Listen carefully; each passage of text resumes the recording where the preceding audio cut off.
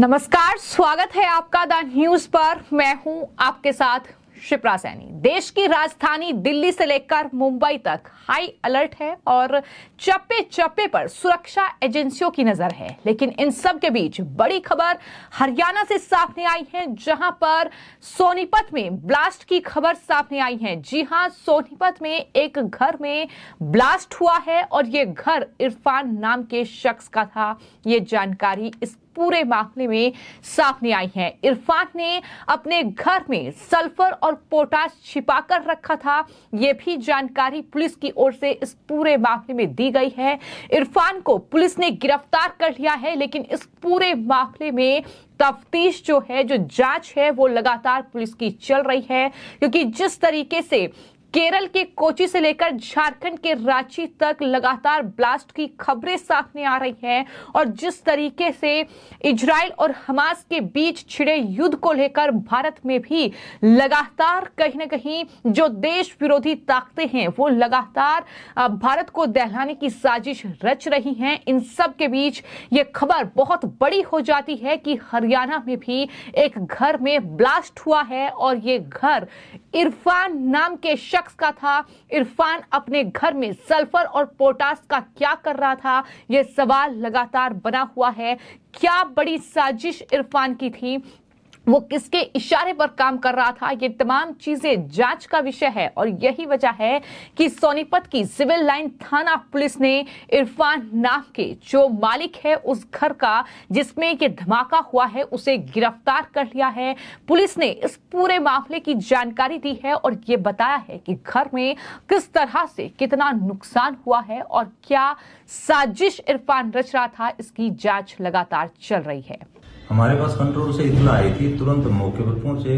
वहां जाकर देखा तो इरफान नाम का लड़का है जिसके घर पे कुछ विस्फोटक पदार्थ रखा हुआ था, जिससे उसका एक कमरे का शटर फट के और साइड में गिरा हुआ था और टेबल, प्लास्टिक की चेयर वगैरह जली हुई पड़ी हुई थी। सर, प्राथमिक जांच में क्या सामने आया?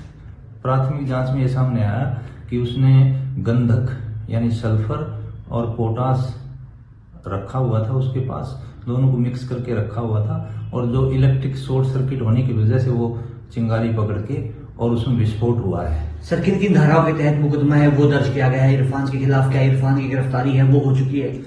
इरफान के खिलाफ आईपीसी 285 आईपीसी व Indian explosive act 1884 section 9B and section 5 of explosive substance act 1908 के तहत दर्ज किया गया। गिरफ्तार कर लिया सर इरफान को? गिरफ्तारी कर ली जाएगी जल्दी। सर, बम स्क्वाड और एफएसएल को मौके पर बुलाया गया था? हाँ, एफएसएल टीम भी मौके पर आ चुकी है और बम डिस्पोजल टीम भी मौके का मुआयना कर चुकी है। क्योंकि इससे पहले केरल के कलामासेरी में जो कन्वेंशन सेंटर था उसमें जो धमाके हुए थे, उसके बाद से कहीं ना कहीं राजधानी दिल्ली से लेकर मुंबई तक चप्पे चप्पे पर सुरक्षा एजेंसियों की नजर है। खुफिया एजेंसी लगातार मुस्तैद हैं और साथ ही हाई अलर्ट पर राजधानी दिल्ली है। तमाम जगहों को हाई अलर्ट पर रखा गया है और यही वजह है कि इस तरीके का अगर मामला सामने आता है तो ये चिंता का विषय है। क्योंकि केरल के कोची और झारखंड की राजधानी रांची के बाद अब हरियाणा के सोनीपत से ये ब्लास्ट की बड़ी खबर सामने आई है, जहां पर इरफान नाम के एक शख्स के घर में ये धमाका हुआ है। हालांकि इस धमाके में किसी को कोई नुकसान नहीं हुआ है, लेकिन पुलिस जांच कर रही है और यह घटना 29 अक्टूबर की रात की बताई जा रही है कि रात को इस घर में धमाका हुआ है। जो जानकारी पुलिस ने इस पूरे मामले में दी है, यहाँ के शांति विहार इलाके में ये इरफान का घर है और इस घर में 29 अक्टूबर की रात को जोरदार धमाका हुआ, जिसकी आवाज दूर तक सुनी गई और रात का समय होने के कारण जाहिर तौर पर कोई हताहत नहीं हुआ, लेकिन ब्लास्ट के वक्त कोई इरफान के घर के आसपास मौजूद नहीं था। ये भी कहीं ना कहीं अच्छी बात इस पूरे मामले में रही।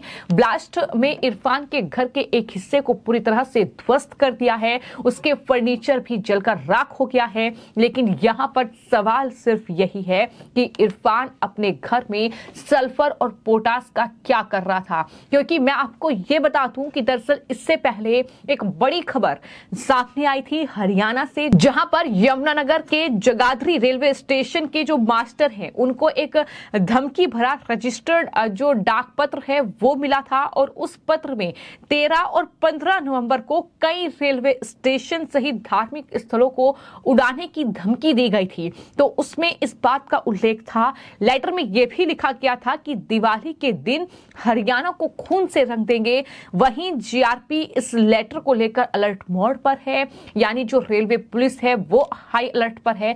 लेकिन हरियाणा में 2 दिन पहले एक रेलवे स्टेशन के जो मास्टर हैं उन्हें ये लेटर मिलना कि हम हरियाणा को खून से रंग देंगे, और उसके बाद इरफान नाम के शख्स के घर में ये ब्लास्ट होना, क्या कोई कनेक्शन है? सवाल ये भी उठ रहे हैं कि जिस तरीके से केरल के कोची में कन्वेंशन सेंटर में ब्लास्ट हुआ है, फिलिस्तीन के समर्थन में वहां पर एक कार्यक्रम चल रहा था और वहां पर ये ब्लास्ट हुआ, तो जाहिर तौर पर ये जो मामले सामने आ रहे हैं उसकी वजह बिल्कुल साफ है कि इजराइल और हमास के बीच युद्ध छिड़ा हुआ है। हमास जो कि फिलिस्तीन का एक आतंकी संगठन है, और जाहिर तौर पर इजराइल जहां पर यहूदी बड़ी संख्या में रहते हैं, और भारत ने खुलकर इजराइल का समर्थन किया है। भारत सरकार ने यह कहा है कि हम इस कहीं न कहीं मुश्किल घड़ी में इजराइल के साथ हैं, क्योंकि ये युद्ध जो है वो आतंकवाद के खिलाफ है। लेकिन भारत में बैठे कुछ आतंकप्रस्त लोग जो आतंकवादियों के लिए काम करते हैं, जो आतंकवादी संगठनों के लिए काम करते हैं, वो कहीं ना कहीं भारत को अस्थिर करने की कोशिश कर रहे हैं। और यही वजह है कि हम कह रहे हैं कि देश की राजधानी दिल्ली से लेकर जो मुंबई और तमाम ऐसी जगह है, ऐसे इलाके हैं जो कि इस लिहाज से बेहद संवेदनशील माने जाते हैं, तो वहां पर जो वहां की लोकल पुलिस है वो हाई अलर्ट पर है। लेकिन खुफिया एजेंसी भी, जो जांच एजेंसियां हैं, वो चप्पे चप्पे पर निगरानी बनाए रखे हुए हैं। और इन सब के बीच ये बड़ी खबर आना कि हरियाणा में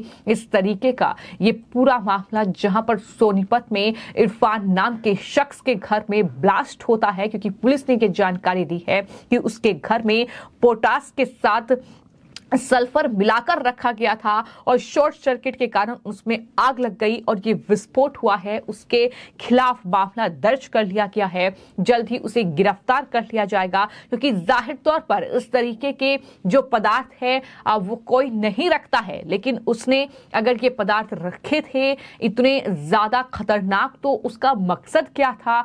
आखिर ये किस चीज के लिए वो इस्तेमाल करना चाहता था? आखिर उसकी मंशा क्या थी? क्या वो किसी संगठन के साथ मिला हुआ था जो भारत के खिलाफ साजिश रच रहा हो? इन तमाम चीजों की तफ्तीश जो है वो पुलिस अब कर रही है। और इस पूरे मामले में जो सोनीपत सिविल लाइन थाना प्रभारी है रविंद्र कुमार, उन्होंने पूरी जानकारी दी है और बताया है कि किस तरीके से और इरफान का जो घर था उसका एक हिस्सा उड़ गया, प्लास्टिक का कुछ फर्नीचर जल गया, और ये जो एफएसएल और बम विरोधक टीम जो है वो घटना स्थल पर पहुंची है, निरीक्षण लगातार कर रही है।